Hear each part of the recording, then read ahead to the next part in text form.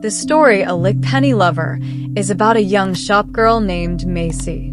She works in a big department store in New York. She is pretty, smart, and careful with men. One day, she meets a rich young man named Irving Carter, who is a painter and a traveler. When Carter sees Macy, he falls in love and asks her to meet him again.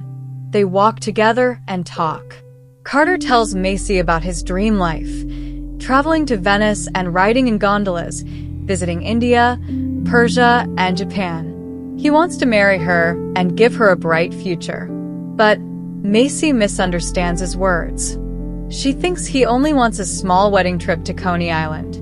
This mistake changes everything between them. There were 3,000 girls in the biggest store. Macy was one of them. She was 18 and a zealous lady in the gents' gloves. Here she became versed in two varieties of human beings, the kind of gents who buy their gloves in department stores and the kind of women who buy gloves for unfortunate gents. Besides this wide knowledge of the human species, Macy had acquired other information. She had listened to the promulgated wisdom of the 2,999 other girls and had stored it in a brain that was as secretive and wary as that of a Maltese cat. Perhaps nature, foreseeing that she would lack wise counselors, had mingled the saving ingredient of shrewdness along with her beauty, as she has endowed the silver fox of the priceless fur above the other animals with cunning. For Macy was beautiful. She was a deep-tinted blonde, with the calm poise of a lady who cooks butter cakes in a window. She stood behind her counter in the biggest store, and as you closed your band over the tape line for your glove measure, you thought of Hebe, and as you looked again, you wondered how she had come by Minerva's eyes. When the floor walker was not looking, Macy chewed Tutti Frutti. When he was looking, she gazed up as if at the clouds and smiled wistfully. That is the shopgirl smile, and I enjoin you to shun it unless you are well fortified with callosity of the heart, caramels, and a congeniality for the capers of Cupid.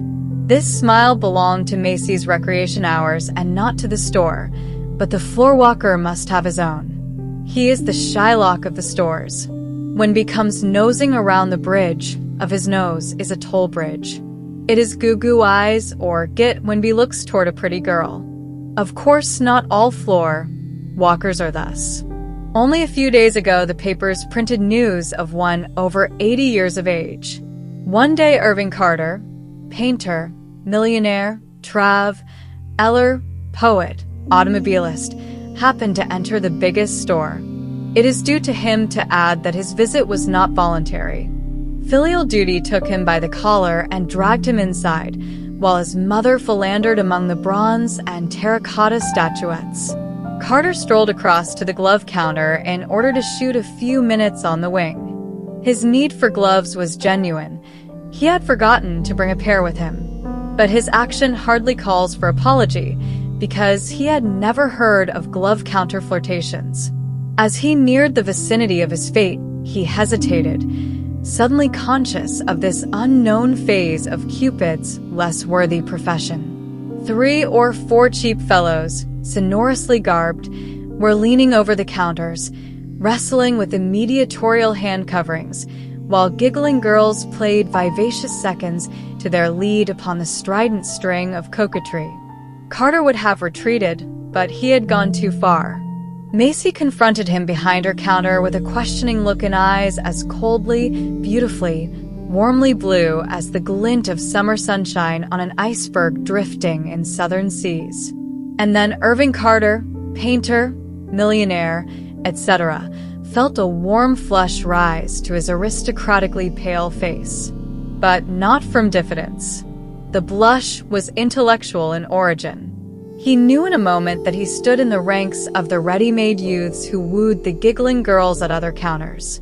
Himself leaned against the oaken trysting place of a Cockney Cupid with a desire in his heart for the favor of a glove salesgirl. He was no more than Bill and Jack and Mickey. And then Bea felt a sudden tolerance for them and an elating, courageous contempt for the conventions upon which he had fed, and an unhesitating deter, determination to have this perfect creature for his own. When the gloves were paid for and wrapped, the Carter lingered for a moment.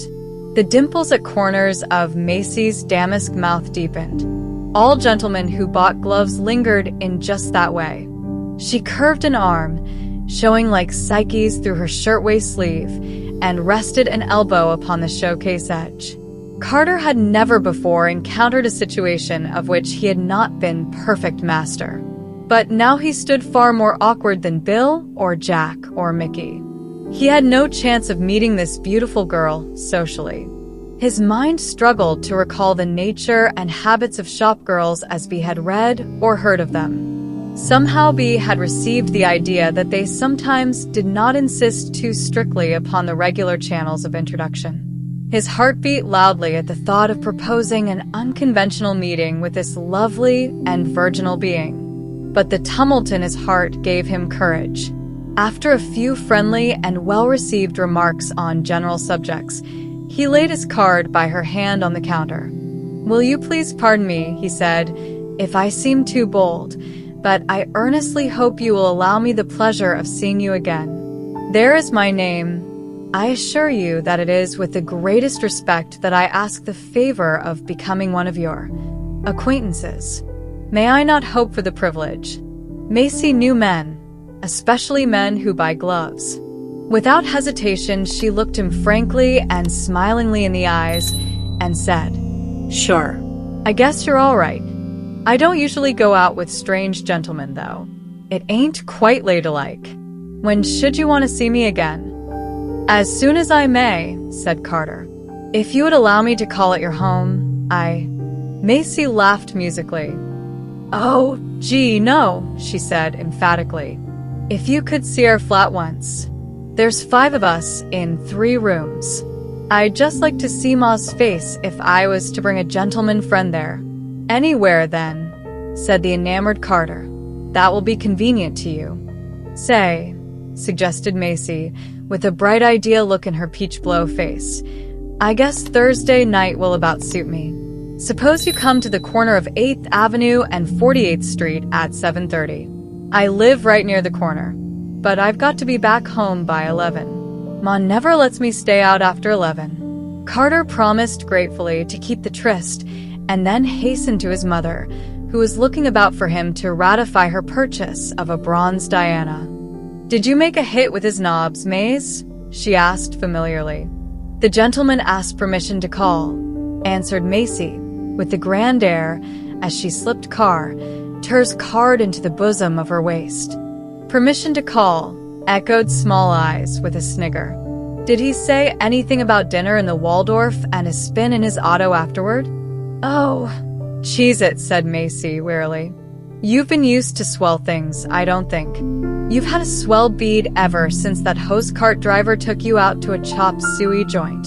"No," B never mentioned the Waldorf, but there's a 5th Avenue address on his card, and if he buys the supper you can bet your life there won't be no pigtail on the waiter what takes the order." As Carter glided away from the biggest store with his mother in his electric runabout, he bit his lip with a dull pain at his heart. He knew that love had come to him for the first time in all the 29 years of his life, and that the object of it should make so readily an appointment with him at a street corner, though it was a step toward his desires, tortured him with misgivings. Carter did not know the shop girl.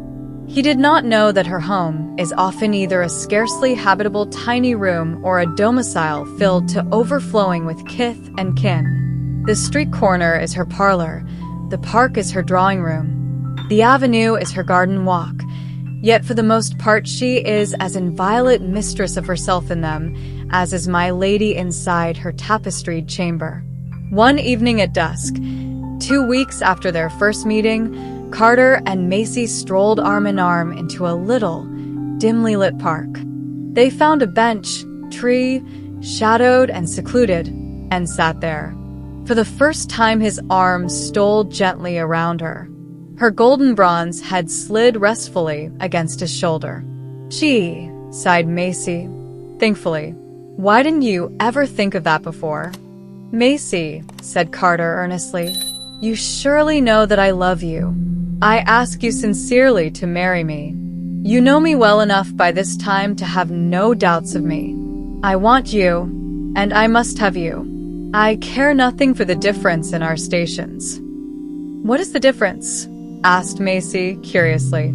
"Well, there isn't any," said Carter quickly, "except in the minds of foolish people. It is in my power to give you a life of luxury. My social position is beyond dispute, and my means are ample." "They all say that," remarked Macy. "It's the kid they all give you. I suppose you really work in a delicatessen or follow the races." "I ain't as green as I look. I can furnish you all the proofs you want," said Carter gently. "And I want you, Macy. I loved you the first day I saw you." "They all do," said Macy with an amused laugh, "to hear em talk. If I could meet a man that got stuck on me the third time he'd seen me, I think I'd get mashed on him." "Please don't say such things," pleaded Carter. "Listen to me, dear. Ever since I first looked into your eyes, you have been the only woman in the world for me." "Oh, ain't you the kidder?" smiled Macy. "How many other girls did you ever tell that?" But Carter persisted, and at length we reached the flimsy, fluttering little soul of the shopgirl that existed somewhere deep down in her lovely bosom. His words penetrated the heart whose very lightness was its safest armor. She looked up at him with eyes that saw, and a warm glow visited her cool cheeks. Tremblingly, awfully, her moth wings closed, and she seemed about to settle upon the flower of love. Some faint glimmer of life and its possibilities on the other side of her glove counter dawned upon her. Carter felt the change and crowded the opportunity. "Marry me, Macy," he whispered softly, "and we will go away from this ugly city to beautiful ones. We will forget work and business, and life will be one long holiday. I know where I should take you. I have been there often. Just think of a shore where summer is eternal, where the waves are always rippling on the lovely beach, and the people are happy and free as children. We will sail to those shores and remain there as long as you please. In one of those faraway cities, there are grand and lovely palaces and towers full of beautiful pictures and statues. The streets of the city are water, and one travels about in." "I know," said Macy, sitting up suddenly. "Gondolas." "Yes," smiled Carter. "I thought so," said Macy. "And then," continued Carter, "we will travel on and see whatever we wish in the world. After the European cities, we will visit India and the ancient cities there, and ride on elephants and see the wonderful temples of the Hindus and Brahmins, and the Japanese gardens, and the camel trains and chariot races in Persia, and all the queer sights of foreign countries. Don't you think you would like it, Macy?" Macy rose to her feet. "I think we had better be going home," she said coolly. "It's getting late."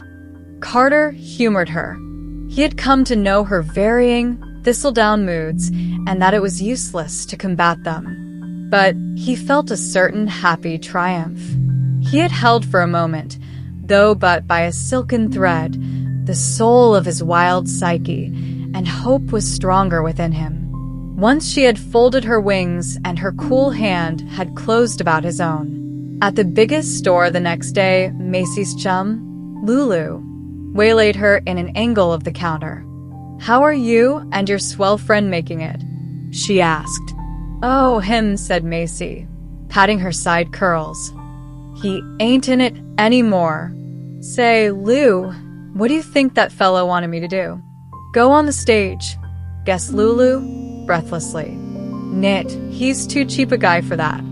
He wanted me to marry him and go down to Coney Island for a wedding tour."